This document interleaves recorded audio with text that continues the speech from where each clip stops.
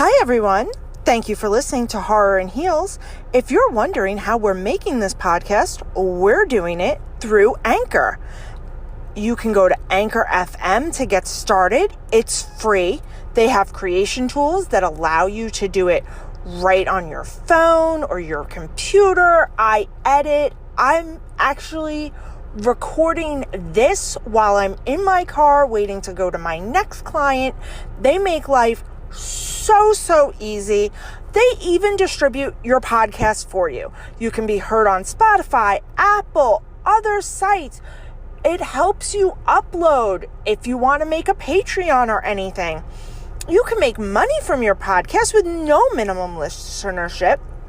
I know zero about formatting and doing this and that and the other thing, and Anchor makes it so easy. It's everything you need to make a podcast all in one place. If you want to learn more, go to the Anchor app or anchorfm.com to get started. Thank you and have a great day. I'm your host, Elicia Messier. And I'm your co-host, Jen Driver. And today we will be talking about Friday the 13th. I just want to take a quick moment to thank all of our listeners from last week. Oh, gosh. We got some fun feedback on a couple different platforms, which was fun. And some people have been reaching out wanting to co-host and do some collaborations. So I think you can look forward to that in the future pretty soon. We're going to get some dates on the books with those people. I'm so excited. And Jen was out in Colorado. And what I've learned is that I don't like not talking to my co-hosts at least twice a day. And yet people kind of did. I did talk to you at least a little bit every day.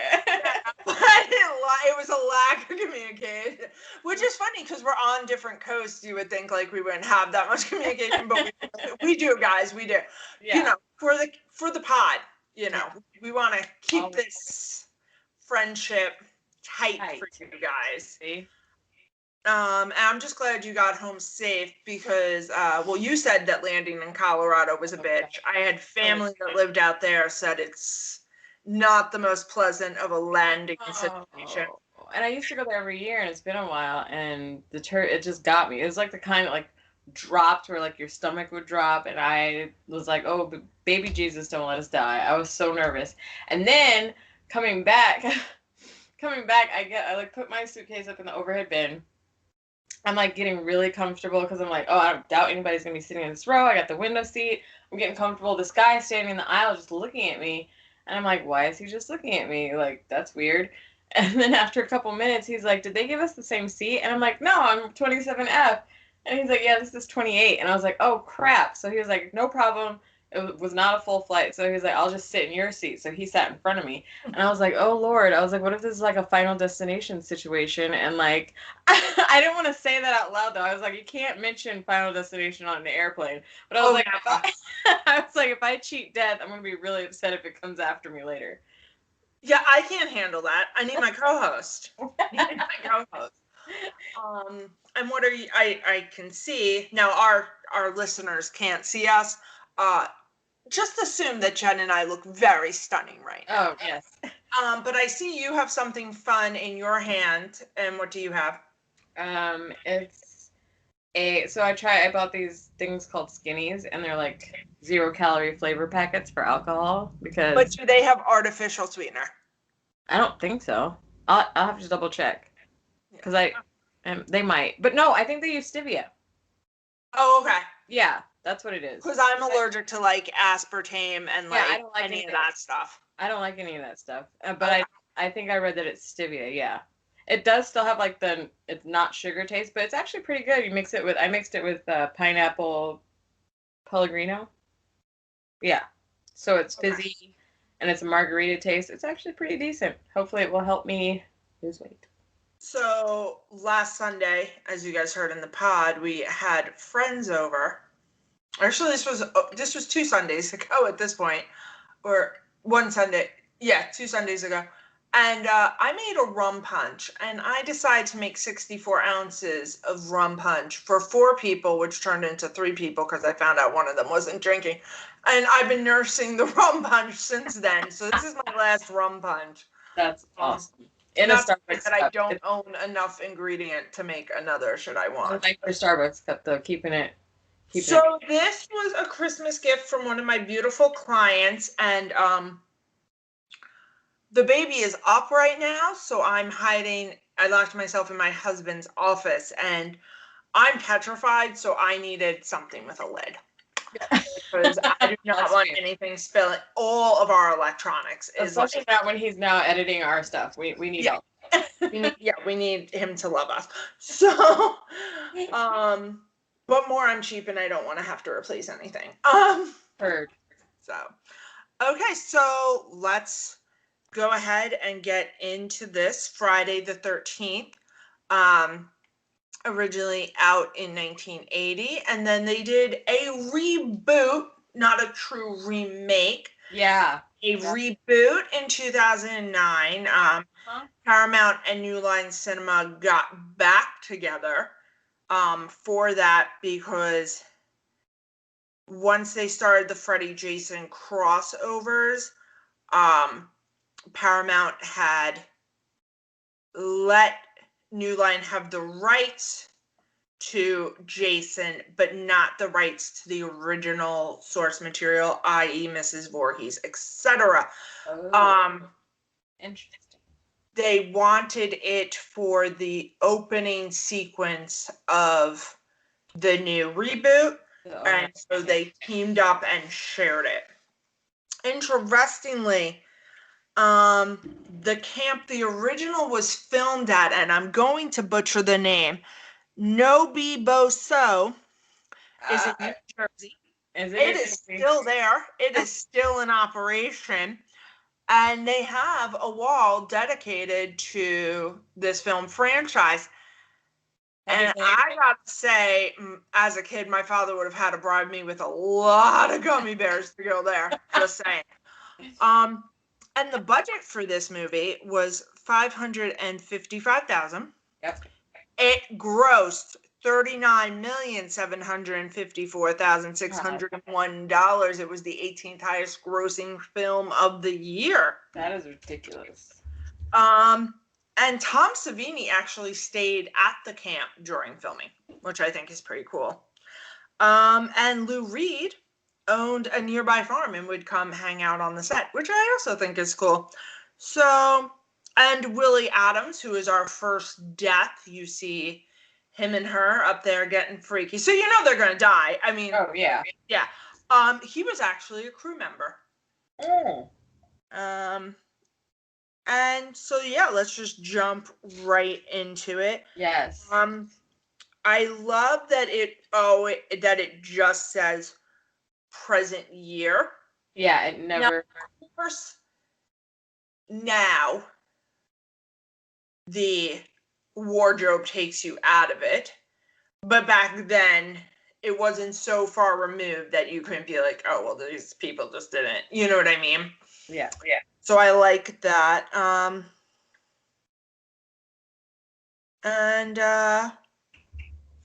So let's get right into that opening sequence. I love it, and I think it's hysterical that she is leading a sing-along of Row the Boat Ashore, Alleluia.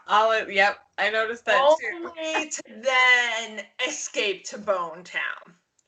I just thought that was great. Jen, how did you feel about that? Well, I was watching, I actually noted that too. I was like, that's hilarious. And then they didn't even wait till they were like out of view of everybody. Like they weren't even trying to hide it. They like held hands and then walked and then made out and then ran off.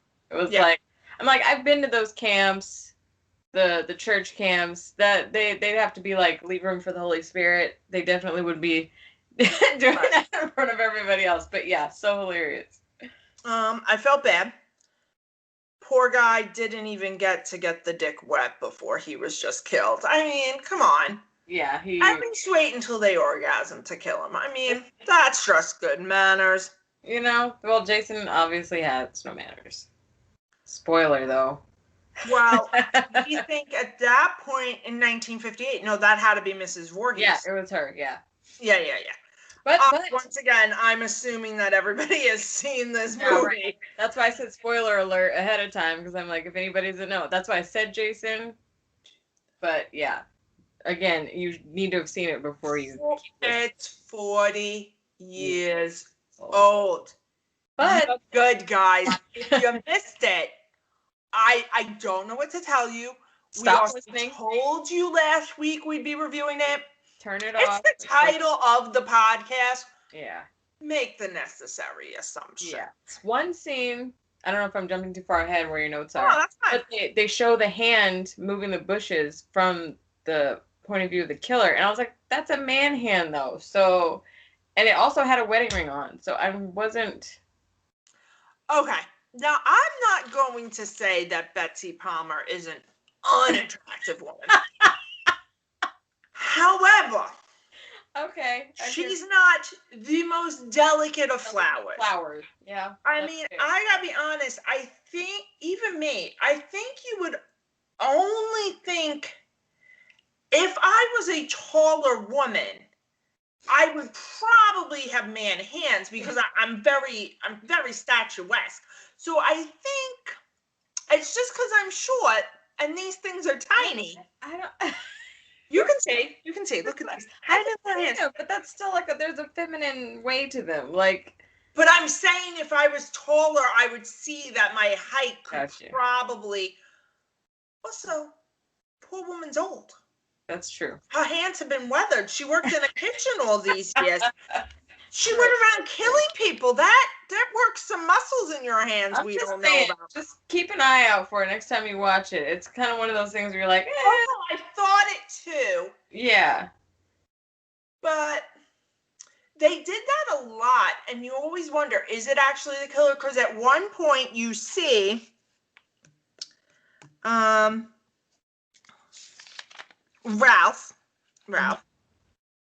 No. Yeah, Ralph. Oh, no. Ralph is the crazy guy. So you wonder if that's Ralph's hand. Because you know he's all over camp that whole day trying to warn them. So, you know, it does play with you a lot. Like, yeah. I liked the cute town. It added a very peaceful effect. Now, Annie, was this just a thing in the late 70s, early 80s? Like, I heard about hitchhiking, but this bitch got into a car with everybody. It was a thing.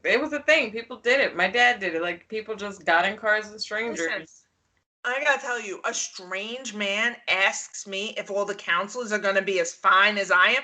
I'm not getting in your car. I'm not doing it. No, nope. And then, if you noticed, he placed his hand firmly upon her buttocks to get her up in there. I was like, I'm sorry, you don't need to touch my butt. I got this. Like, I'm good.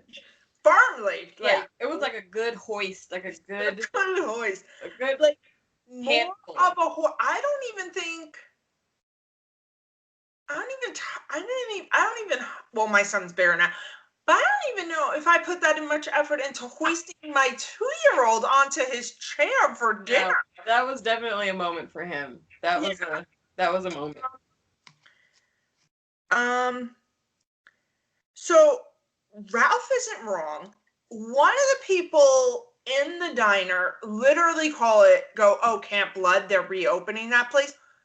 Annie, you hear that? You don't got questions? No. Because I got questions. Yeah, I'd be like, why are we going rewind? We're gonna rewind and go back to that. It's camp what? Is it a pig slaughtering farm? Like, just give me a reason. I just need deets before I go to this camp. Oh, Lord. But she was like, hey, you know what? She was like, I got this job. I need this job. I'm going. Right. So now we see 3 of the main characters. And Ken can't drive. Why is he taking up the whole road? Literally the whole road, Ken. I'm worried about you already. They get there. And Steve doesn't even say hello, doesn't even introduce himself before he's handing out chores. Oh, right? Rest for 2 minutes, say, hi, I'm Steve, get people's names. Oh, can we have an orientation? No. Can I get a shirt, like a camp shirt or something? Can I get anything? No. So. Not even a bunk assignment. She didn't even have a place to put her stuff. No worries. So Alice, by the way, we know immediately by the haircut and the way she's dressed, this is our final girl. Oh, yeah. You're not even questioning. I mean, it is the middle of summer. This bitch got jeans on and a button-down button straight up to the neck, not even all the way showing. And Steve clearly wants to bone Alice. I don't know if they did the night before. I don't know what's going on there, really. I mean, they allude to the fact that maybe. So, but this is what I wondered.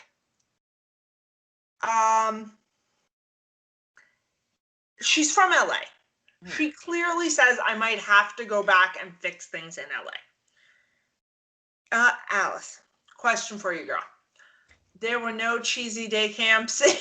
Like LA and all of LA. Even like, I don't know, other parts of California. Heck, Nevada is country once you get out of Vegas. I'm sure you could have found a nice go up to Washington, Oregon. Why are we 3,000 miles away? So something weird's there. Apparently none of the men here are required to wear shirts though. None. Oh, not at all. I mean, at least until the kids get there, you can just run around with your shirts off. It's fine. And there are 6 counselors total. I guess we could include Steve and make it 7. Mm-hmm. What were they expecting? 12 kids? Like, this is how Jason died. Forget about if 2 are fucking. They don't have big enough staff. Right. Well, they probably weren't. Nobody was going to show up. Like, there's probably they were offering a discount to a couple families to get them to come. Because remember, this is the first time they're opening up. So families are like, yeah, you're not going to that camp. But then some families are like, oh, it's $100 for the whole summer? Yeah, you're going. Yeah, true. Okay, I had not considered that. Once again, Annie is an Uber murderer's dream. That's what I wrote. Because once again, she just gets in a car with anybody. Yeah, she does. And the guy literally tells her, don't go there. You're gonna get murdered. And she's like, well, I got a dream. And then she's just telling this killer all about her dreams. She's trying to humanize herself. She's like, well, maybe if I tell him that I'm a human being, he won't kill me. Yeah. I will say, once again, to go back, Mrs. Voorhees' shoes, very, very gender neutral. I mean, because I feel like even my hiking /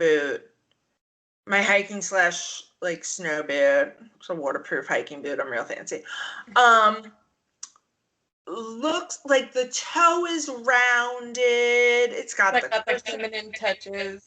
Yeah. Yeah. This was like, oh, I went to the Timberland outlet. This was $20 and it fit on my foot, so let me get it. Didn't care. What section? Don't know. Could have been men's, could have been women's. So. Also, another heartthrob. We had Johnny Depp in the last one. Now we got Kevin Bacon in this one. Oh, we think Kevin Bacon's cute? I love You don't think Kevin Bacon is cute? Oh, I do. He doesn't do it for me. Okay, I mean, that's fair. You know, we all have different tastes. To be fair, none of these men did it for me. Oh, no, he was the only one. Like, sometimes I don't even know how humanity made it past the 80s. Like, I don't know how women were able to procreate with these men. So God bless them. God bless them all. So, interesting fact, the snake used in the scene is real. It was real, and the owner was standing on the side. I've read that. I hope that's an urban legend, because that would I be do super too. sketchy. I mean, because it was kind of like rumor has it, and I really hope there wasn't an owner involved, because I would be sad. Because, I mean, you figure that out in the woods, they probably could have found one. It's still sad, though, that they would kill a real animal for a movie. Like, that's... I'm not even, like, a huge, like, animal Right. advocate, but that's Yeah. beyond I couldn't kill an animal just for a movie. That's awful.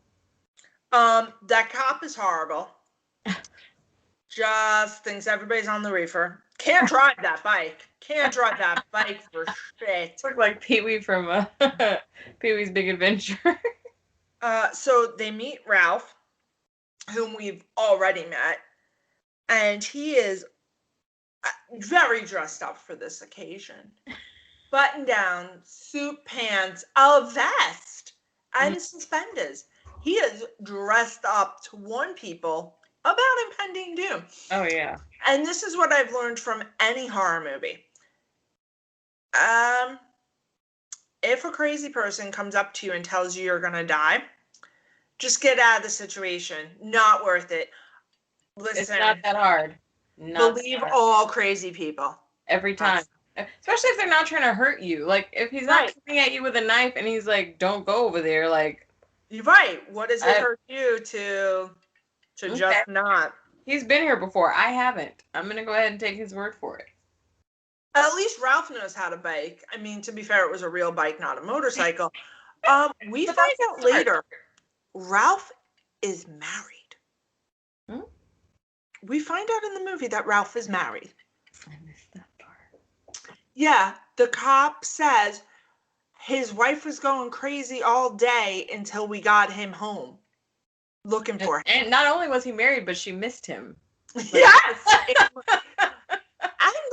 Not for nothing, she missed him in a relatively short period of time. So good for Ralph. Got himself a lady that loves him. Or some codependency issues. Jeez. Either one. Either one. Bad Storm. Love it. I love what the storm does to the cinematography. Mm-hmm. Once again, we're working with very real a real setting. It was a real setting, and I enjoy that. Alice is super handy. She's over here cooking, lighting fires. She's got it going and stuff. Strip Monopoly. Now let's talk. So you know how they end up... Wait, go ahead. You go. Monopoly never ends. So, right.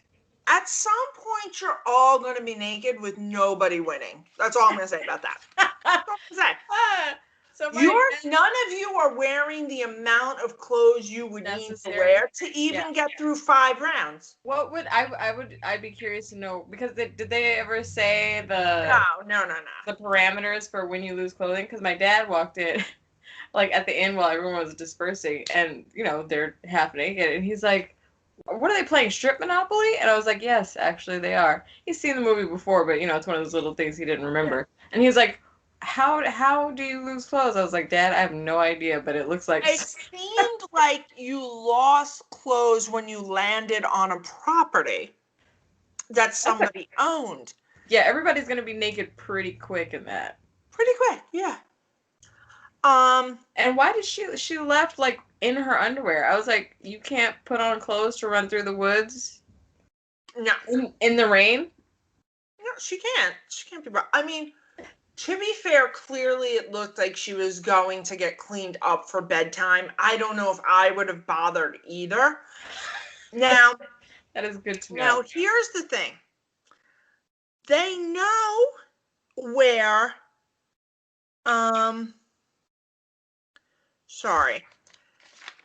the one who's real weird. Okay, so we know where Johnny Depp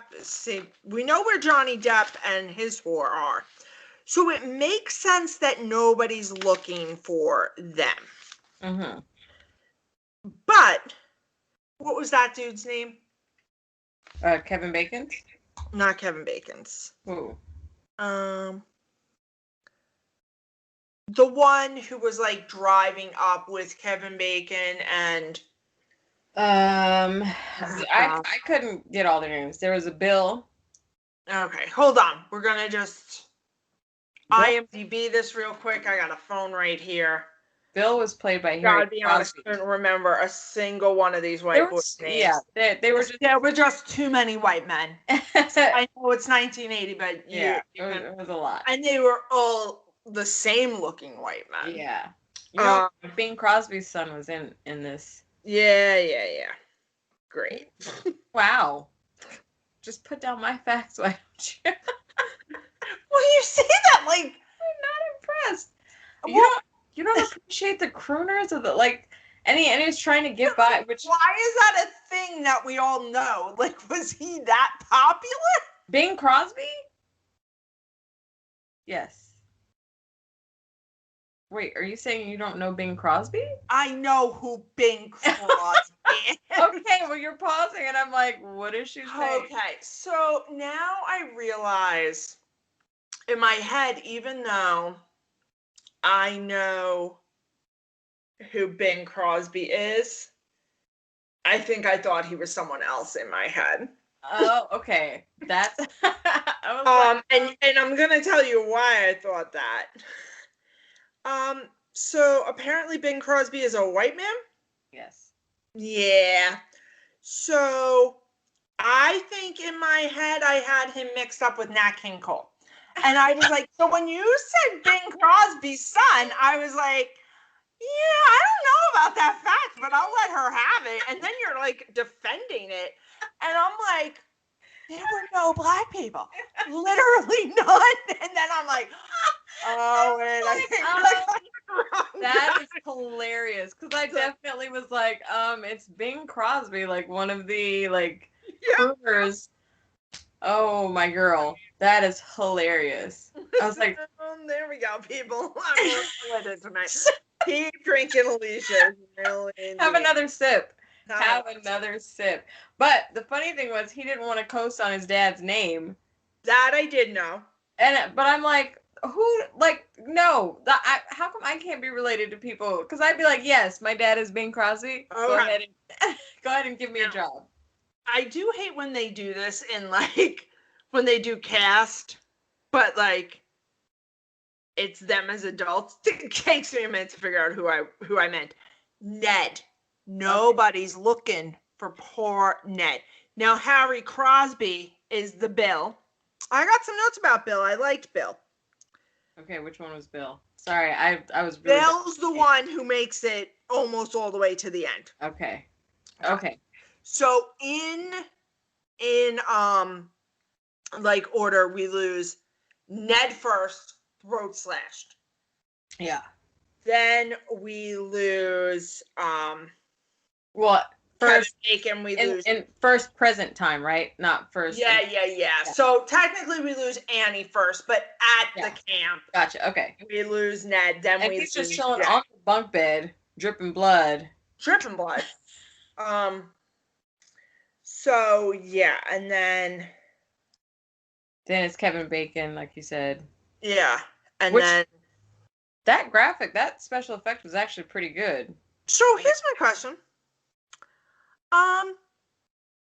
So clearly the killer was in there the whole time under that bed? Because how would he have missed her getting there? There's no way to miss her getting there unless she was there the whole time. Yeah. At first I wanted to know how big the knife was, and then I realized it was an arrow, so I corrected myself. Yeah. A lot of arrows. Like the arrows, which, yes, that'll come up later, but they do reference that in the remake. Yeah. No, they referenced every murder in the new one. Yeah. So at least she gets to use the bathroom before she gets... You don't want to die with a full bladder, because that could get embarrassing. Right. Because the axe in the head, not embarrassing at all. It would have only been embarrassing if you peed yourself. It's pretty badass to get axe in the head. By the way, the special effects in that axe, I did feel like that was just a head getting done into. Right.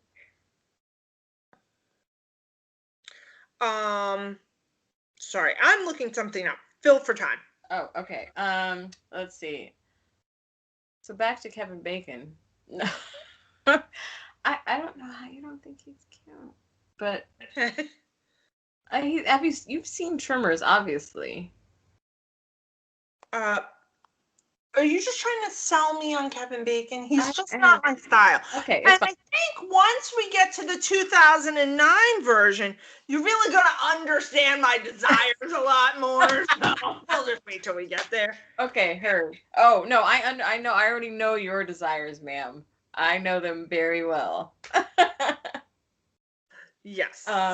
Let's see. What else? You know what the thing is? And to say this, I like, they keep giving me. You like? I like a bigger man. Kevin Bacon's just too thin. Stature-wise. Stature-wise, he's just a thin man. Not, which is funny because I do love, as we talked about, Jason Mantzoukas. By the way, Jason Mantzoukas, if you'd like to be a part of this podcast, please, we love you. Love to have you. Just be prepared. And also, just so you know, Jen is out in LA and single. I just want you to know that, Mr. Mantzoukas.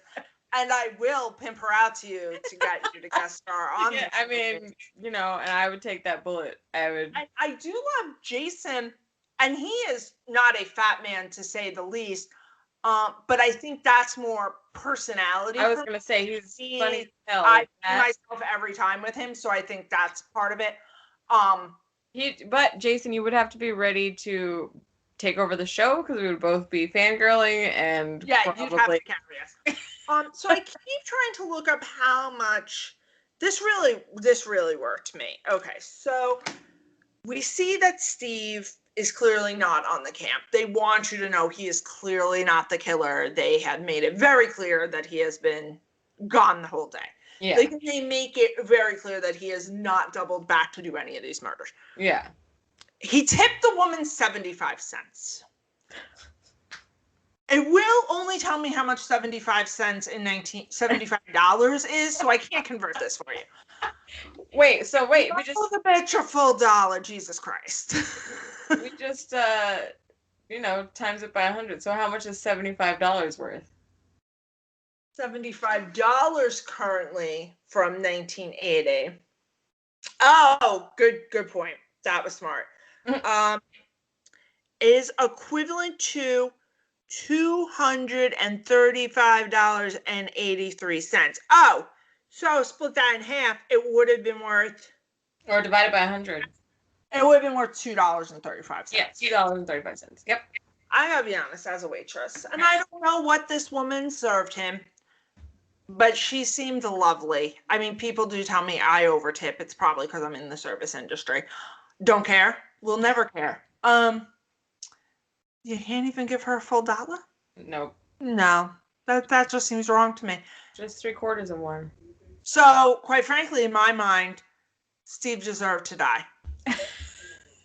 And clearly, he wasn't worried about any of the other babes in the woods but Annie. Okay, that's the only one he was worried about. One of those hyper-focused dudes. Oh. Yeah. Still we're here, and nobody's wondering where Ned is. I mean, I get it. They assume the other two are off boning. I get it. Poor Ned. Nobody gives a fuck about Ned. Been there. And then I don't understand. I get the door opened, wind came in. Why did the game have to stop? Did I miss something? I feel like I miss it every time I watch this movie. No, it was just, they were like, well, wind's blowing, time to go. I guess that was the threshold of how severe the storm had to get. So it was like, okay, now we got to go back to our respective cabins. But why aren't we all just, like, there's 6 of us, like you said, why aren't we all just staying in the same cabin? Right. Like, well, I mean, I would understand legality. He probably split up the men and the women. Yeah. That makes sense to me. But, like, in a storm, like, we can spend one night, and it's just us. Let's just hang out for one night in the cabin because there's a storm. First of all, the cabin they're in has a lovely fireplace. It's gross shit outside. Grab some blankets. Let Annie, who seems quite competent, make you some nice tea in that kitchen. Let's have a slumber party. Fireplace and have some stories. Yes. I'd But be all about then that. it would be harder to murder. Yeah. This is another thing I'm going to say. If you think there's a killer loose, bunker down, get yourself some weapons. Stop being a moving target. Stop being a moving target. You were all moving targets. I mean, now granted, Ned, Ken, they don't know. Knife, axe, and head girls, she don't know. That's the scary thing is these people were dying and nobody like actually knew. Yeah. They were so separated. It wasn't like nobody knew they were in danger till they got. And it's like, oh, okay, well that's actually pretty scary. So Bill and Alice are trying. Now this one goes out. She comes back. Now she has just been naked. She goes from strip poker to the world's most puritanical nightgown. Which, well, she's got to put up the front for the parental units that were there. I don't. No, well, what? That's true. She don't know. I'm saying she doesn't have any other pajamas. That's all she's got from the house.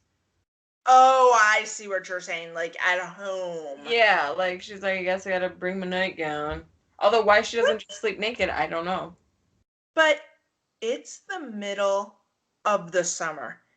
Even if you're trying to be modest in your home, wouldn't that be knee-length shorts and an oversized t-shirt? I mean, that thing, first of all, looked like it could have mummified you. So that's just for a good rainstorm, you're done. You're full. And we see she was done.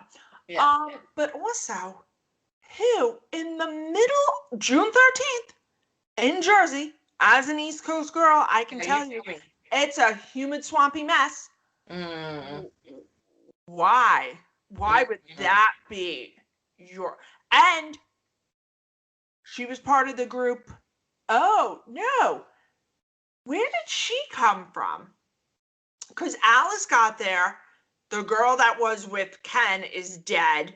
So Ken, Ned, and her come together. Alice was there from LA. We don't know where this girl came from. Yeah. I'm going to assume it's kind of local. But still, anywhere in our country, unless you came from Alaska, I'm going to assume is not super pleasant. And also remember, this was 1980. So it's not like you're living in a house where you got a crazy ass like menopausal mom who's putting the central air on 62 and you gotta make things work. You know what I mean? Like, I just don't get it. Yeah. Yep. So she hears noises, hears soundage. Oh, and then she just keeps saying hello. Is that? Yeah. Hello. I hate when people do that. I will never ever if I'm supposed to be alone or even if I'm with other people and I hear a noise in the dark, I will never ever yell out, "Who's there? Hello." Because to me that's just a beacon of I'm right here, come get me. Correct. I would go ahead. Also, would you go out weapon free? Oh no. Oh. Nope. I hear something in my backyard. I'm grabbing my butcher knife before I go inspect that. Anything. I will find anything to be a weapon. I was in my apartment once by myself. Knew I was supposed to be by myself. My brother was at work. I'm in the shower. I think that I hear my front door open and close.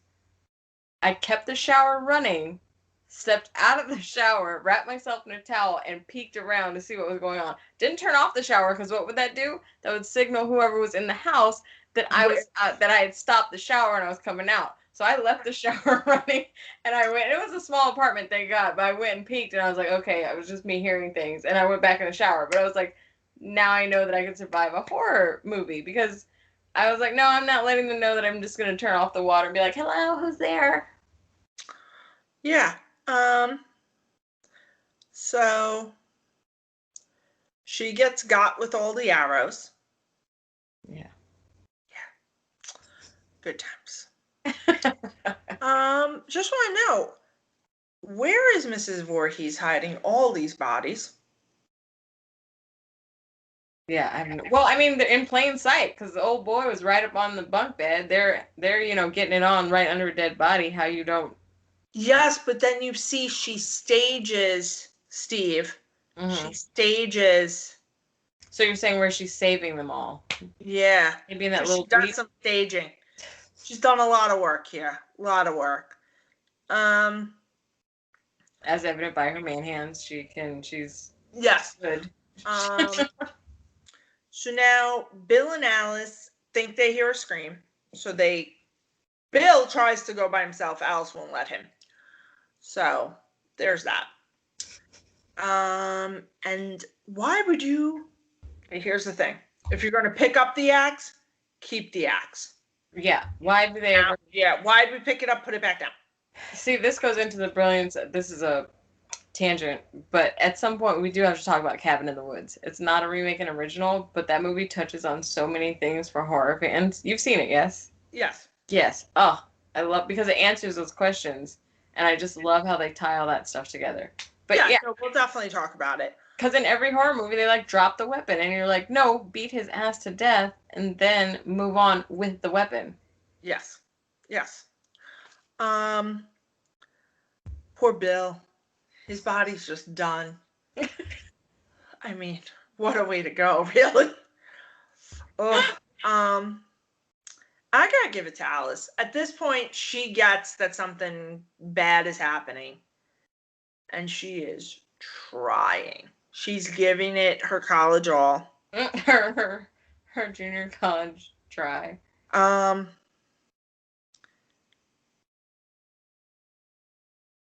like I said, a lot of time spent planting the bodies around. Like when she throws that body through the Oh, window. through the window? Like, That's what I was like, what kind of strength does she have to yeah, clearly a lot.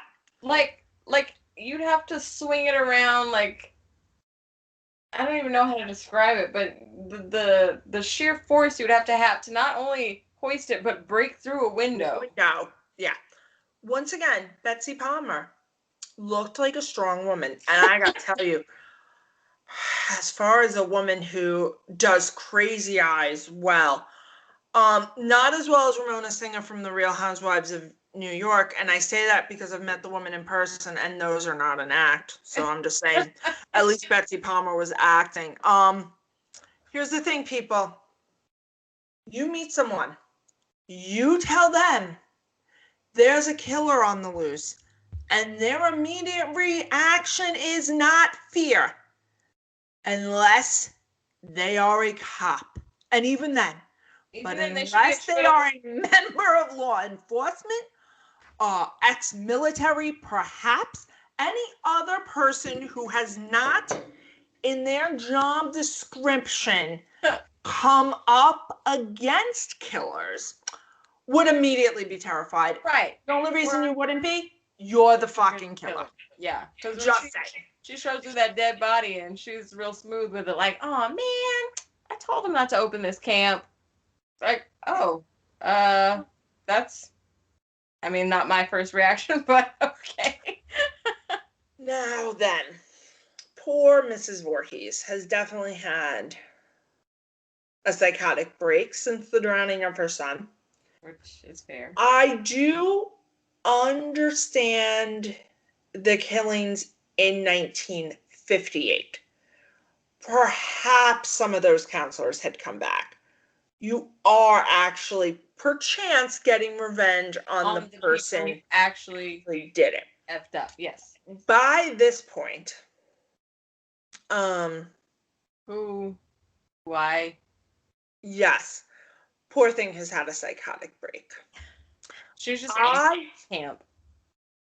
I do think that the opening sequence of the reboot does kind of do a better job with that kind of when you see her going Jason, kill for mommy, kill for mommy, kill for mom. Like, you know. Like his revenge. Yeah. This is just going to keep going back and forth. Yes. Loved the fight scene between Alice and Mrs. Voorhees. Yeah. Alice is trying. At one point, Mrs. Voorhees bites her. Oh, hell to the... I was like, wait a minute. Hold on, we're biting now? I was unaware Mrs. Voorhees was a biter. Okay. Clearly, she was the Mike Tyson of the 1980s. And then that ending. It's just iconic. It's just amazing. Yeah. Him coming out of the water. It's just so good, especially the first time you see it. Because like we said, in Friday the 13th, because of the lighting and because the mom changes so much, you Sorry, immediately... not Friday the 13th, you mean Nightmare. Nightmare on Elm Street, yeah. I at least immediately could sense a change. This, it's very still. The cops are there. You feel the relief for Alice. Oh, you're it's like, safe. oh.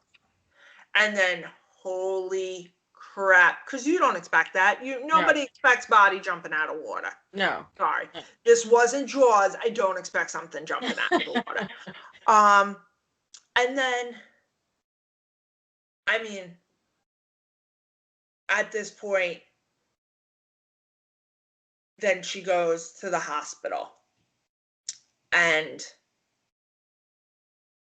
once again, her parents have been called, so that's good. And the cops say they haven't found anybody. So, I mean, that makes way for part 2, because you figure he dragged her in and then swam off somewhere. Right. Yeah. So that's all the thoughts I have for the original. Do you have any other thoughts? Wow. I gotta say, once again, just a fan of the old school special effects. Oh, yeah, totally. The body through the window. They actually broke a fucking window. You know, like Kevin Bacon's arrow through his throat was like, in HD, you could still, like, you know that that's not his head actually on his body, but it still holds up even in HD, like now. It doesn't look super fake and plastic. It's pretty good. Yeah. Put on in 2009? Yeah, I think let's do it. Like we said, Paramount and New Line. So,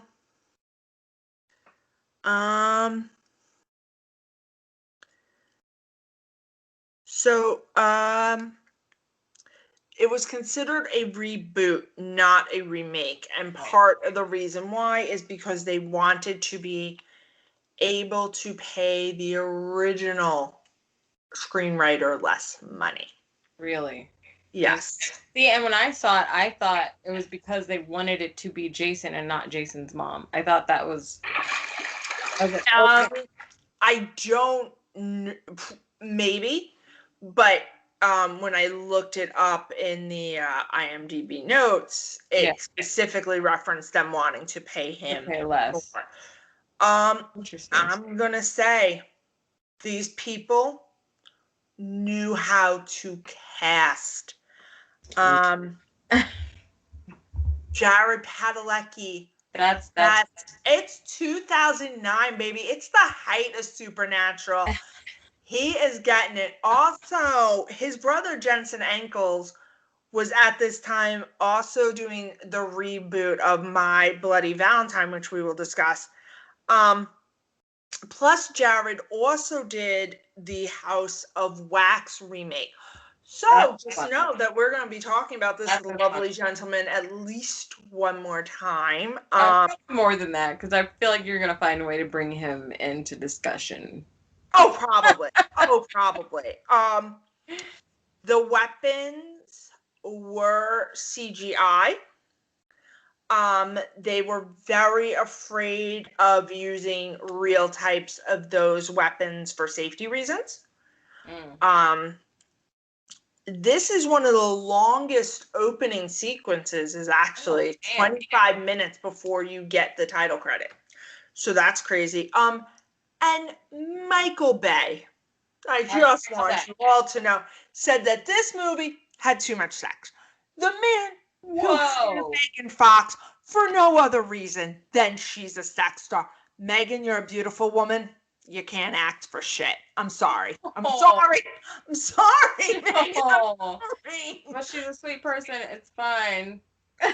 Do we know that she's sweet? Have you met? No, I haven't, but I've read, like, I've looked up her, like, she's known to be a very sweet, nice person. Okay, so. Megan, I'm sure you're lovely. And to be fair, you've only been cast in stuff with not great source material. That's I shouldn't be that judgmental.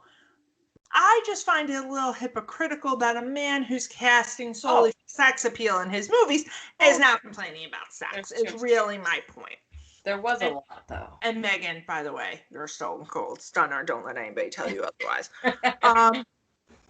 You can see in the tunnels, the wheelchair used by the boy in 3, 4, and 5. And I did see the wheelchair. I scoured for Mrs. Voorhees' sweater, couldn't see it. And I think... Sorry, Michael Bay actually walked out of the movie premiere because it had too much sex. I didn't know it was that serious. That's pretty crazy. Oh, Michael Bay, yes. Yeah, he walked out of the premiere. Yeah. That's hilarious. So, love the creepy logo. Thought that was nice. Everybody was dying so fast in that beginning part. I was like, oh, man. Well, let's talk about these people. Yeah. First of all, loved the decapitation of Mrs. Voorhees. That was just fantastic. Also, I love when horror movies do things by moonlight. I really enjoy that look on a screen.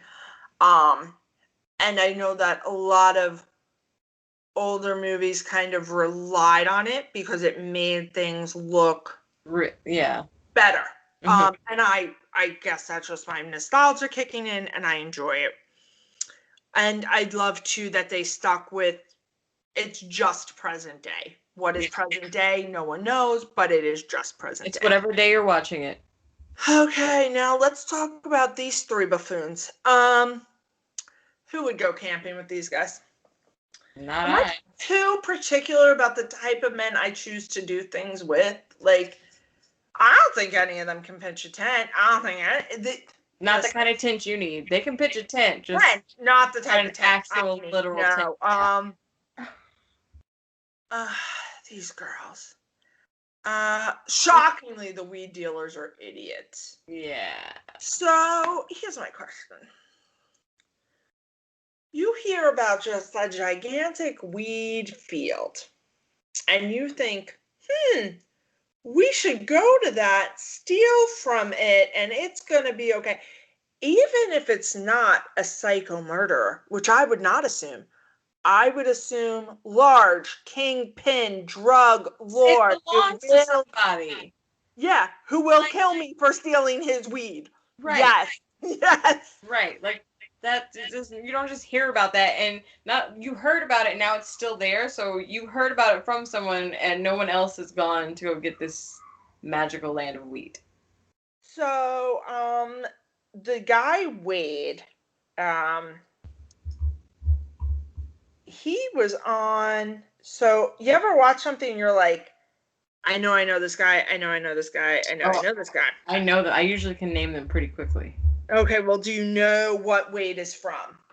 Wade, yes. Let me see. Again, I'm horrible with the names in these movies because you only hear them for like 2 seconds. He was the one with the GPS. Oh, him. Yes, he was the first one to get got. He's in She's the Man. He's in Young and Hungry. He's in... Did you say Young and Hungry? Yes, I did. Okay. Yes, he is in Young and Hungry. And I love him in that. Yes. So that that goes to show you, honestly, what a good job this actor did. And I will give us his name, Jonathan Sadowski. Sadowski. I'm sorry, Jonathan. I'm sorry. You're a beautiful man, and I don't know why I butchered that. But I will tell you that this goes to prove what a good actor this man is. Because, once again, love you, Jonathan. You did a great job. I wanted Wade to get got. Yeah. I just He was the so knife went right through his throat. I was here for it. He was now, so anxious. Love Ben Feldman. He's also a cutie. He's just a pretty boy. Don't go into the woods with pretty boys. Listen, what are you gonna keep them at home.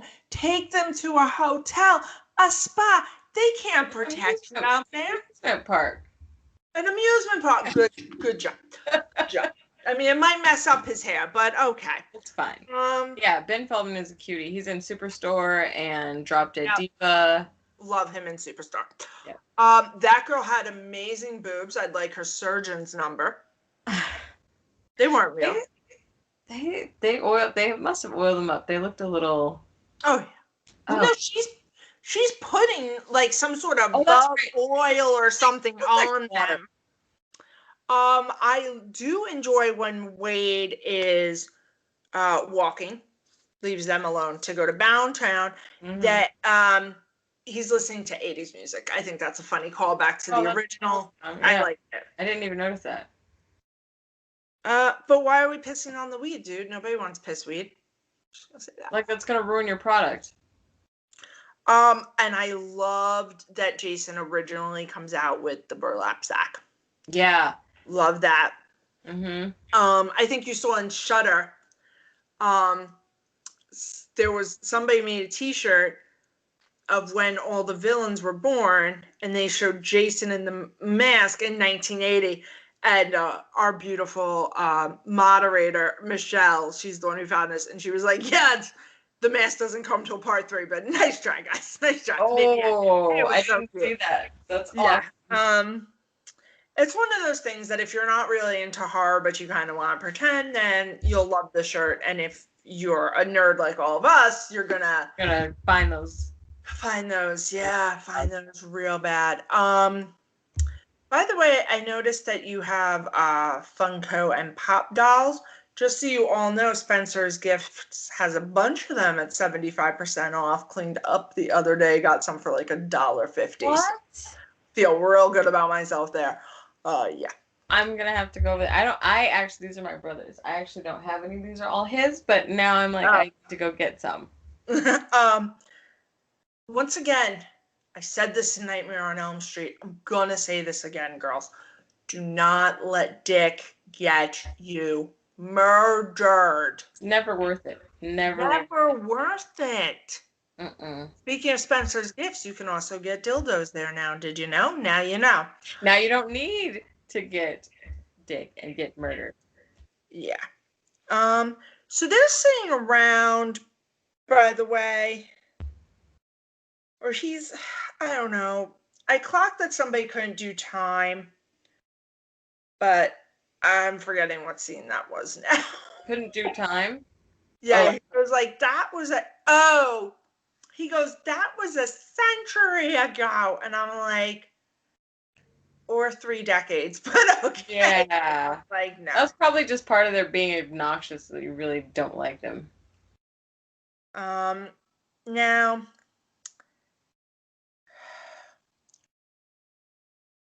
Richie makes a joke that they should just let Wade let them have sex. I'm glad that the girl wasn't down for that. And boys, not a good look. No. Don't say that. And Richie does try. So there's that. He gives it the old college try. Burned alive is a horrible way to go. Just a horrible way to go. Okay. That's pretty nightmarish. But how burnt she was when she dropped, I'm like, it would have had to have burned the entire sleeping bag to burn. Like, I feel like she should have been alive by the time she fell. Like, she should have been alive and been able to at least try to get away. Okay, this is what I'm going to say about that. he knifed her before stringing her up in that bag. Yeah, but she was kicking it. Well, I guess if she lost blood. So now you're kicking, which means your blood's pumping. Yeah, that's so what I'm you're saying. So, losing okay. blood quicker. Secondarily, not to be a bitch, and listen, but she runs. Okay. Mhm. Whitney has to save herself at this point. She's seen multiple people die.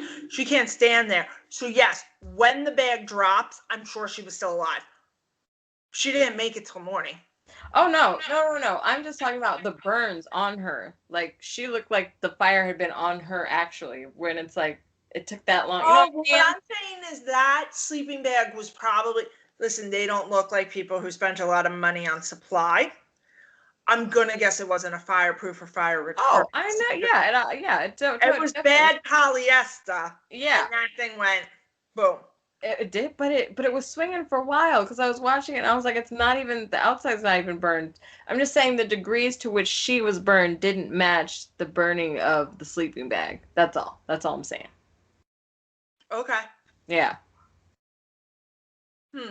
Could the stuff she had been rubbing on herself Ooh. made her more flammable? Extra flammable. I'll give you Because off warned you. that. Like, and I think that's what she, no, but I think she was rubbing some sort of bug Yeah. spray. Because No, you see them slapping, but yeah. off does warn you. Highly flammable. Yeah. Big letters. So perhaps, okay. No, but I like that. That's That's my theory, guys. That's an acceptable answer. I like that. Put Okay. it in the Wikipedia page. That's what we're here for, though. You know, to ask the burning questions. Yeah, we get. Hey. Now, I feel bad for anybody who owns an Escalade, and but there has never been a movie in which a bunch of people, especially teenagers, have gotten out of an Escalade and they're not D-bags. Okay, I'm going. Why? Like, because they're rich kids? Is that what it is? Yeah, that's the trope. Yes, the rich douchebags have an Escalade. It's the trope. Okay, it's just what it happens. Okay. Yeah, because yeah. And now we have Nolan, who is Ryan Hansen, Veronica Mars. So clearly, after you're in Veronica Mars, because remember, we talked about Kyle Gallner last week on Nightmare on Elm Street, who, interestingly, plays Ryan Hansen's younger brother in Veronica Mars. Look at that. So apparently after you're on a CW show, or even while you're on a CW show, apparently you also have to do some sort of horror or thriller. Yeah, it's necessary. They just pick from the same Sin City. Y'all gotta just smash it up. And then of course we have Jared Padalecki on the scene. You're all right there? I'm okay, guys. Some air. He is yum. Just great. And from the second he comes on screen, he looks like a person who can take care of business. Wait, what kind of business? He just does. Him and Whitney are sibling goals. And I forgot Douche Canoe's name. Hold on. Oh, him. He was in Accepted also. He wasn't Accepted, he was but the frat guy. Oh, I don't know how I forgot a name like this. Now, he's a very handsome man, and I'm sure he's very nice. His name is Travis Van Winkle. How did I forget that? And his name in the show is Trent. That's a very... That's the same and you know a name Bro. Name Trent is going to say the word bro at some point. Just assume. Oh, and seriously, not even like trying to be funny. No, I once went out on a date with a guy. It lasted all of less than an hour because if he called me bro one more time, I was going to beat the shit out of him. Oh, Lord. I can't when... I hate it. And what kind of rush were you in that you just had to let the whole world, everyone in that store, know you weren't raised right. This guy, Clay, is up here asking this man about his sister, Sure. who has gone missing, could possibly be in trouble somewhere. And you're going to fucking not only interrupt that, but think you're in the right? Are you out of your goddamn mind? No wonder that girl couldn't wait to get away from him. Right. Now I gotta say, when the cop pulled over Jared Padalecki, and this is probably just my supernatural love, I wanted him to be like, no, it's fine. I'm with the FBI, and flip out a fake badge, just Just for as an homage. just a little homage. Love that guy's name is Chewy. Right. Makes me laugh every time. Like, yeah. His picture though on IMDb. Hi, Chewy. Do you not know him? He was in 20. Oh, sorry. He was in 21. I saw that movie so long ago. Yeah. Oh, and he was in Drop Dead Diva also. So 2 Drop Dead Diva people. Was that a good show? Should I have watched that? Oh, it's so good. I love that show. I'll give it a whirl. Yes. Now I will say that is a house. He was on Nightmare on Elm Street too. He was the kid in the video that she saw. Yes, that's who he is. Yes. Because I thought he looked familiar, and okay, yep. He was this that died on video. Apparently, he's uncredited on IMDb for that because I couldn't. Yeah, because I knew his face, but I couldn't find him when I did a Google search. I did recognize him from Disturbia. Sorry, that was a good movie too. Didn't see Disturbia. I'll put it on my list. Yeah. Now, here's one thing about Clay. He has no fear of rednecks. And I don't understand that. They are people, very nice people, but a people who protect their own. Perhaps stop running up on their property. All I'm going to say about that. Yeah. That doggy jump scare works. Because it's so real. You know what I mean? It's just a dog jumping up. Yeah. And at the door, when you're just going up to like ring the doorbell and it's Right. Yeah. I remember that from my Girl Scout cooking hawking days.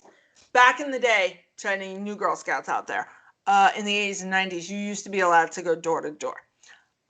Don't do that anymore. Not safe. Don't do that. Sold a lot of cookies that way. A lot of barking dogs. Just saying.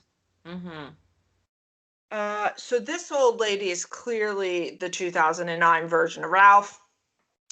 She's crazy. She's trying to warn you. She's saying, we all just want to be left alone, including him. Now, once again. Now, she didn't seem willing to answer any questions. But Nor should she need to. But perhaps take yourself back down to the police station and say, listen, I just talked to this lady.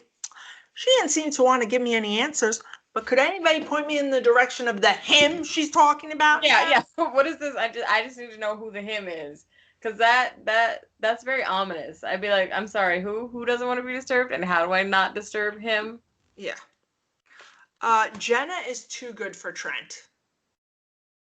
They all are too good for Trent. No. Bree's a slutty whore who will jump on her friend's boyfriend's dick in a second. That's the low level of Trent that I'm saying. Oh God, so low level. Bree is too good for him, and she's. Oh, okay, I get what you're saying. Yeah, I get what you're saying. Yeah. So this dude, and I don't think we ever get a name for him, is drinking and chipping wood, and clearly smoking. Oh, the perv. The perv. We'll get more to his perviness a little later on in this. We don't see that right then and there. But overall, just a dumb individual who is of no help whatsoever. Doesn't even warn him about Jason. Nope. But to be fair, I don't know that he knows. He doesn't seem like a man who knows a lot of things. He doesn't know what's going on. But I wouldn't expect him to. No. So now Clay gets to the house yet again. Clearly Bree wants Clay, but she'll settle for Trent once Clay's out of there. Mm-hmm. Trent is provoking a man 2 times his size. I noticed that. At this point, I kind of wanted, once again, just a supernatural nod and be like, dude, I'm friends with the king of hell. I took down the yellow-eyed demon. I can take you down too. Would have been hysterical. I would have pissed myself. Maybe it's in the outtakes. Maybe. Although I feel like I rented the uncut version from Amazon, so who knows. And Scrooge, I was like, that man is so much bigger than you. Why are you stepping to him? You need to back up. Yeah. Trent is like a tiny white girl at a bar who's had one too many white Russians and now is just feeling herself. Good job, Jenna. I too would get on Clay's bike. If I'm having the option between Clay and Trent, it is Clay all day, every day. And now we get back to gross dude. I mean, he is just super gross. Yeah. Like to me, the magazine. And weighing his weed, and then there's the doll. The mannequin. Now, we could say, though, that at least this man isn't out raping or harming real women from what we can see. I don't think the mannequin has feelings. Yeah. The way, that conversation he has is just nauseating. Yeah. Now, he manages to somehow pull off Jason's mask, and I gotta give it up to the makeup department. On point. Yeah. On point. Waterlogged. Yeah. But I will give it to the perv. The way he swung around when he heard Jason behind him, he really came to attack. And I was like, okay, you were on your jump at least. You still got gut. But you were on your jump. And I'm a sucker for a good throat slash. Once again, we're nodding back to the original movie with the throat slash. So I love that. And then he grabs the bag off his face. And Jason's like, this isn't cool. Now I don't have a mask. And he's like, wait, what is this? Yes. Love that. And he checked himself in the mirror too when he put it on. He was like, he put it on and then saw the mirror. He was like, yep. Yeah. Yeah. So how did the cops miss the GPS on the ground, leading me to believe they've done zero inspection of the space? They probably hadn't. It didn't sound like anybody actually really cared. Cops knew exactly what happened. They just weren't getting involved. I know I always water ski topless. A lot of boob in this movie, and I too water ski topless. I was so being a woman. I was like, isn't that like? I don't want them everywhere like that. Like I need them. Well, once again, and listen, ladies, whatever you want to do with your body is all right. Those boobs also looked enhanced cosmetically. Yes. What I will say about that, because I have some very good friends who have enhanced boobs, look great. I'm not against it.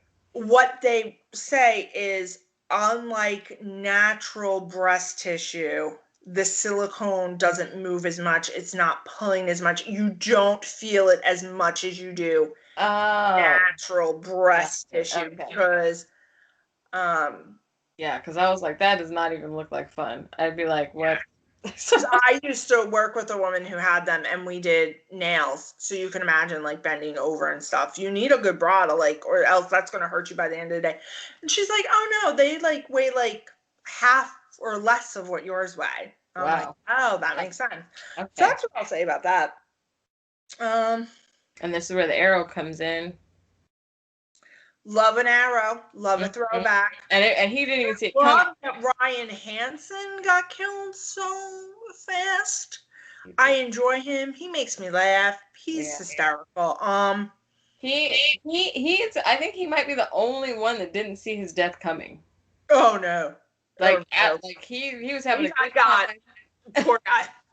He was having a good time. Next thing you know, he's got an arrow, and he turned around too. That kind of broke my heart. I was like, would you even still be able to like turn around to look to see what happened? Yeah. Oh, that was rough.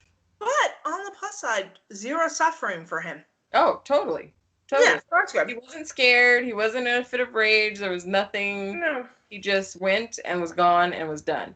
How long would you sit there before you decided to try to get out of the way of the boat? Because she just sat there for so long, and I was like, I would have already started to move. Here's the thing, I guess knowing about boats,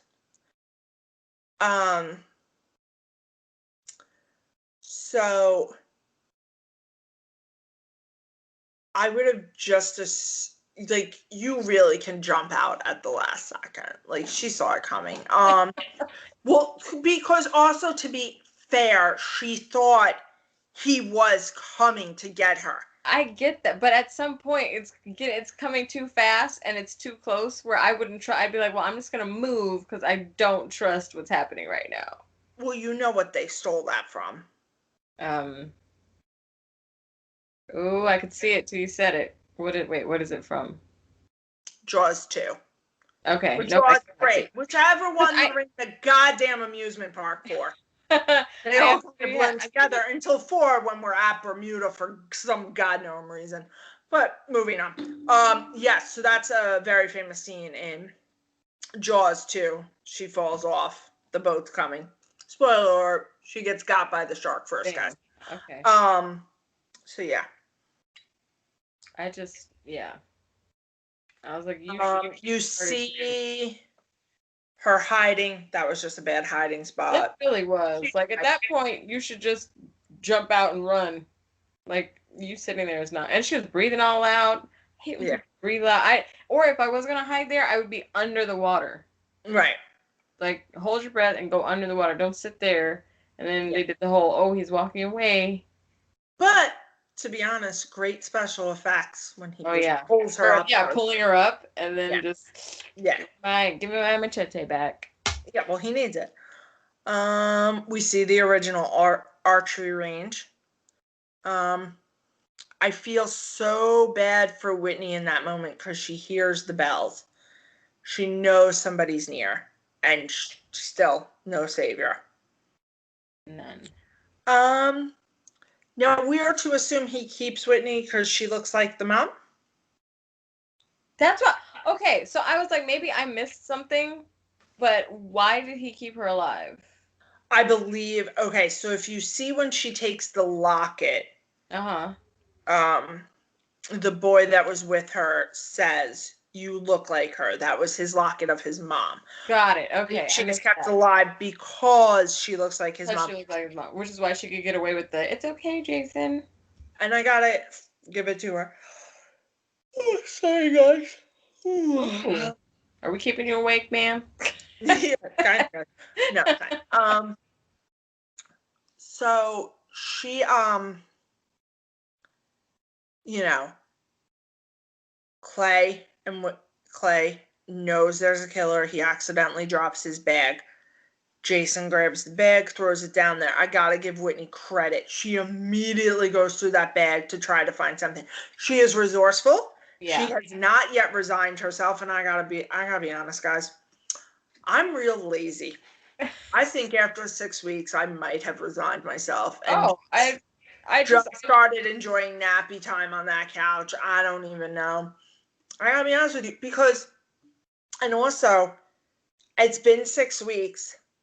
Listen, I'm not saying she looked super fine and like she just had a shower yesterday, but she looked hydrated and fed. Had she not been well hydrated and well fed, she'd be dead by now. Yeah. Am I saying being chained up is ideal? No. What I'm saying is, at that point, I might fear that escape, if I got caught, would be my death. Yeah, right. That's what I'm saying. He's feeding me, he's taking care of me.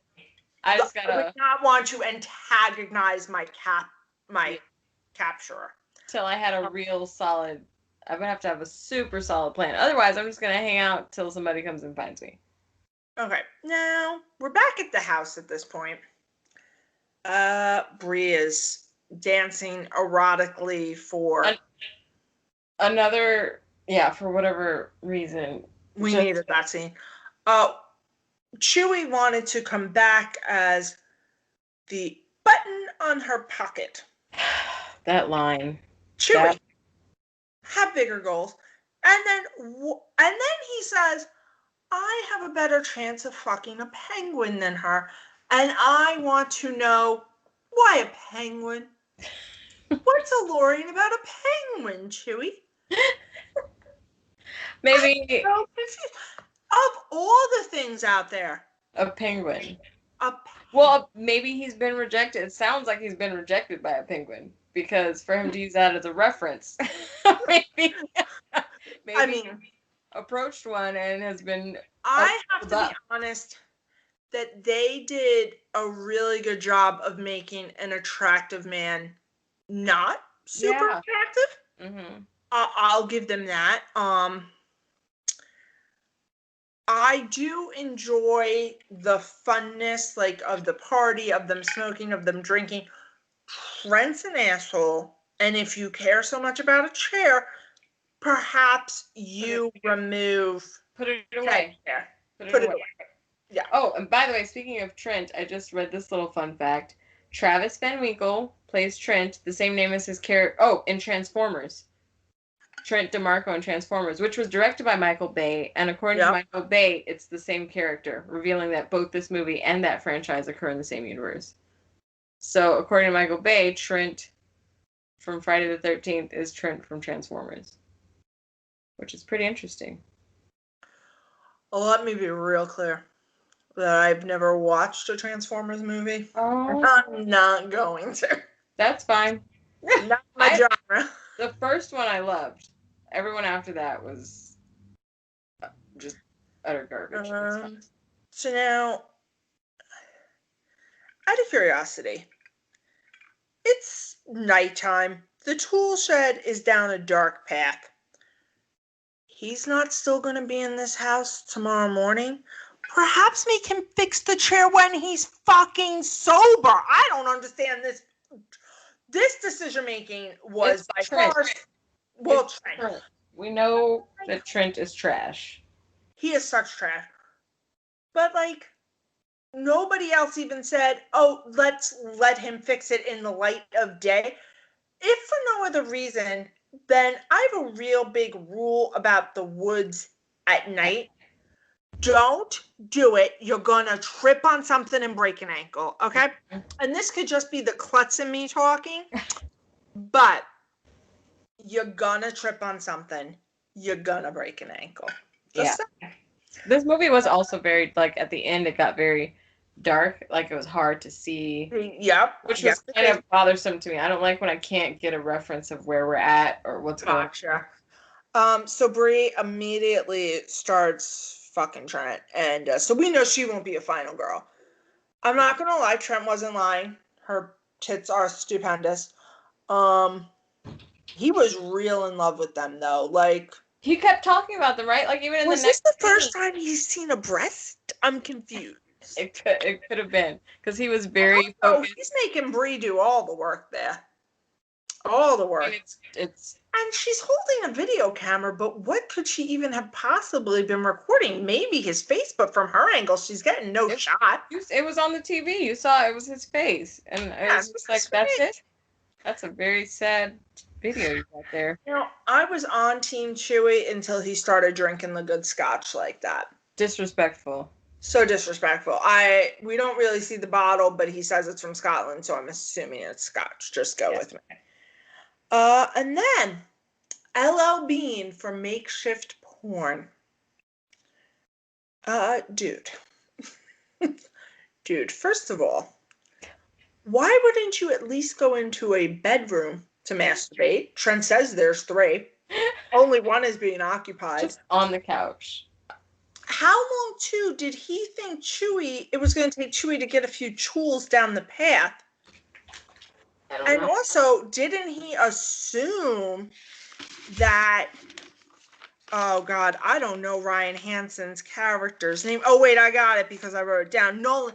Didn't he assume Nolan and the other hoe were gonna be back at some point? And if not them, at Jenna's coming back. Jenna's coming back. So many people are gonna walk through this door, dude. Go. Maybe There's gotta be at least 2 to 3 bathrooms too in a house that size. I'm just saying, get a door between you and the masturbation. That's all I'm asking for. I'm all about that. So, now I will say, now Clay and Jenna return to the homestead. Trent is once again mad. And of course, since he's been cheating, he's now going to accuse Jenna of cheating. Mm-hmm. Good deflection, bro. Didn't work for Grapes. Good try. And at least at this point, Jenna does wonder where Kelsey are and tell them, listen, they haven't come back. There's a killer out there. Y'all do the math. Also, still no concern for poor Chewie. No. Didn't you? I love the hockey joke with Chewie playing with the hockey stick. Hysterical. A bolt is a horrible way to die. Oh, yeah. It's a bolt through the neck. And let's discuss a bolt for just a minute. There is no point on the end of the bolt. There's nothing smooth. No, it's just... There's nothing smooth going through you. Nothing so easy. For anybody out there that might be thinking about murdering me, I ask one thing. just a smooth, sharp blade, okay? Just someone point to the guy. Point, a tip, would be preferable to a bolt going through me. Thank you. That's just all blunt force. Oh. So Lawrence finally cares about Chewie and goes down the path. It is too little, too late. He brought weapons, but did you see that pan? Pan. No, he did also have an arrow. But let's discuss this pan. You're gonna tell me in a house that expensive they don't got a cast iron somewhere? A cast iron skillet. Come on. That flimsy behind. What was it, like a wok, like a giant? It was a giant wok. Yeah. Like aluminum. No.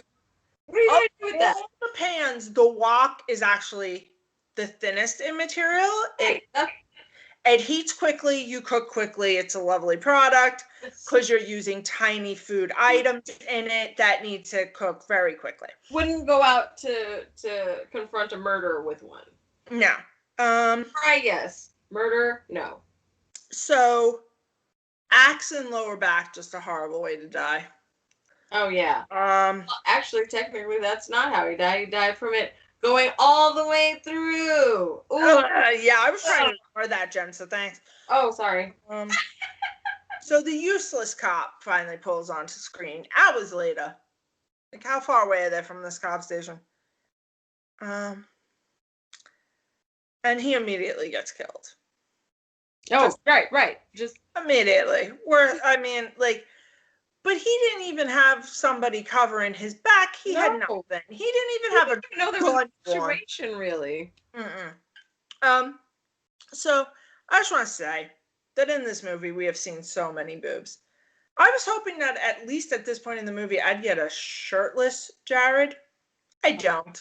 No, because they want to keep him alive. Listen, he could have gotten shirtless. We could have cut Jenna's leg, and he would have needed to use that for a tourniquet.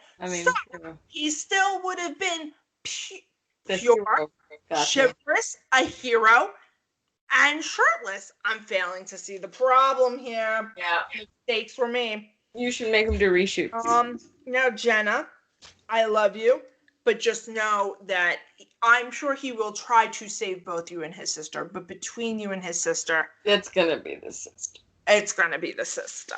Yeah. And rightfully so. Yeah. So they find the sister. Now is not the time to reunite, guys. Yeah. Reunite when he is dead and you are safe. like at home, like a month later, I'd be like, oh, hey, Yeah. we're safe now. Now, obviously, we can't have two final girls, and they've left Whitney alive this whole time, so we know Jenna's got to get got at this point. Clay has survived a lot, kind of like a man who has been to the pit of hell and had an angel bring him back from the death. Just saying. Well, okay, so it's not shirtless, but at least he's wet. There's a wet Clay, so that's nice. Oh my God. So this is what I screamed. He literally is about to put Jared Padalecki's face in the wood chipper. Oh, the wood chipper. Not the face, not the pretty face. And I gotta give it up to Whitney. She knows how to survive. She will not let her brother's pretty face get eaten up in a wood chipper, and she will use that locket as a way to lure Jason and then kill the son of a bitch. But now I got some questions. He's dead. We don't go to the cops with that. We're disposing of bodies ourselves. I was like, shouldn't we just leave that there and then tell the cops, hey, this is the guy that killed everybody? Yeah. Why are we throwing the body into the lake? And then he disrespectfully kicked my man's mask right off the thing too. I'm like, that's what brought him back, was because you were disrespectful about the mask. He just kind of kicked it.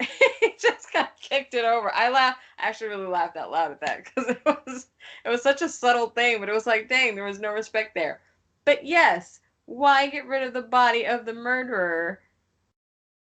And now it looks like you just killed all these people.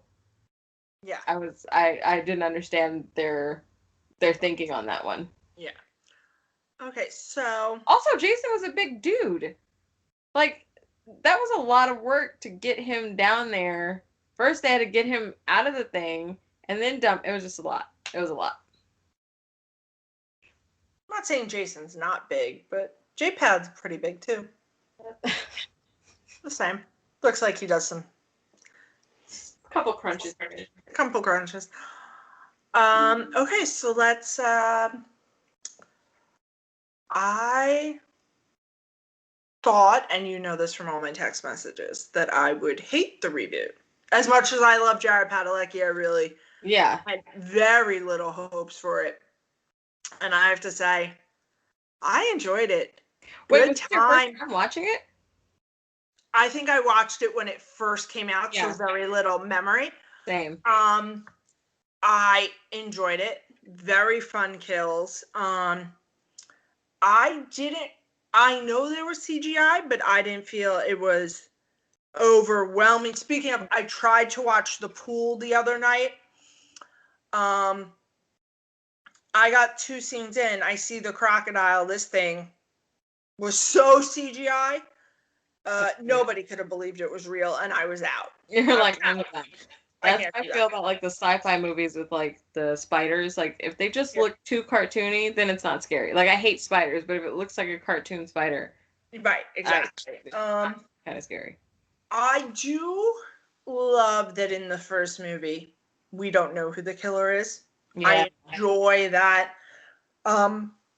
Even this time, knowing who it was, yes, I was not scared. I've seen the original so many times I could probably do it back and forth in my head. But I felt it held up. I felt somebody was watching this sight unseen, knowledge unknown. It would hold up entirely. The kills are great. The special effects are great. The way they use the rain is great. The use of Ralph is great. The use of pretty much all the ancillary characters is just great. It builds to the whole. It's a great twist. It's a great twist. You don't see it coming.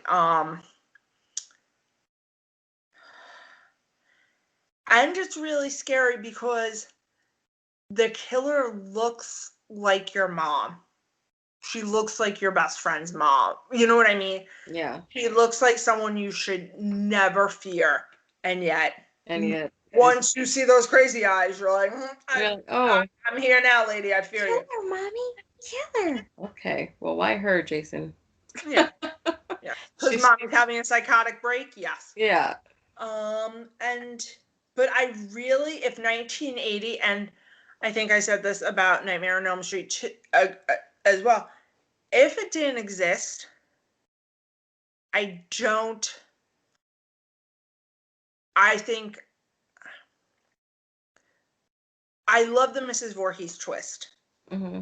But just Jason as a person, Jason as a character, I really like 2009. I love that he doesn't talk. I think that's the coolest thing ever. I enjoy that immensely. I thought the actors in this were very good. I thought there was a good mix, just like in the original, of people that you just wanted to get got, and then people you were rooting for. That whole entire... I think Trent lived a little too long. Yeah, Trent could have gotten got first, but that's neither here nor there. That guy. Yeah, let's talk about the tow truck guy who now has to drive into town, doesn't know that he's got a dead body on his truck. Like, how is he going to get out of that? I feel bad for that guy. He was creepy, though. Huh? With Trent. That's how he killed Trent. So the tow truck guy comes, Trent flags him down. Tow truck guy was creepy, calls him over. Jason gets him and then sticks him onto the tow truck guy's truck. Tow truck guy gets spooked and just drives away. And I was like, this guy's going to drive into town with a dead body on his truck. That's right. Can you tell that I really kind of zoned out anytime Trent came on screen? Yeah, it's fine. Kind of forgot how he got killed. Yeah. Oops. Yep. Sorry, Trent. It was a funny scene because his body's just dangling. I'm sure you're lovely. And listen, you did an excellent job of being a person we wanted to die. Yeah. And I just listen. There's a need for that in this world. But yeah. So overall, how do you feel? Same. Like on rewatching the Friday the 13th, I was like, this is actually pretty good. I liked getting a whole slew of slaughtering in that beginning, the first 25 minutes. I was like, wow, because I, hadn't seen it for a while, so I was like, he's gonna kill everybody now. So it's actually fun to get that many kills in the beginning of a horror movie and then still meet the main characters. So I thought that was pretty fun and awesome. And adding to the like the axe in the head and like the hanging sleeping bag, so to bring more creative kills in there. I liked it. Of course but you can never beat originals. You can't. I do like that, like you said, like that it was a reboot and that they did a different spin on it instead of making it the exact same movie. That we did actually have a Jason and we did actually see Jason. Yeah. So that was kind of cool. So they're kind of two different movies if you're thinking about it, Yeah. But I liked them both, and like you said, those special effects in the original hold up. Even in HD, you can't tell too much that it's prosthetics. It's still enjoyable. It still looks like Kevin Bacon's getting stabbed in the throat with an arrow. What more can you ask for? Yeah.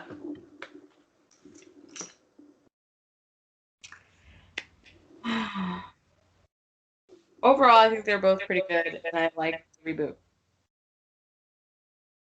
Okay. Yes, I agree. So, everyone, you can find us on HorrorNHeels everywhere. Instagram, Twitter, Facebook, HorrorNHeels@gmail.com. Currently, we are on Apple Podcasts, Spotify, a couple others that I've never heard of, but wherever you listen to this podcast, that's where I believe we're there. And yeah, so follow us, like us, subscribe us, comment us, talk to us. Give us a rating on Apple iTunes so it's not just my husband telling the world he's scared if he doesn't. And he's right to be, quite frankly. I've watched horror movies. And so that's everything for this week. Yeah. And what movie are we thinking about for next week? I'm trying to think. You know what, guys? That actually sounds kind of fun. Yeah, I think we're going to do House of Wax. I think we're going to do a little Jared Padalecki back to back. Plus, I never tire of seeing Paris Hilton get murdered, so there's always that. Plus, I haven't seen the original for a really long time, so that would be super fun. So yeah, next week we will do House of Wax. Woo. As always, thank you all for listening and have a frightful Friday. Bye. Bye.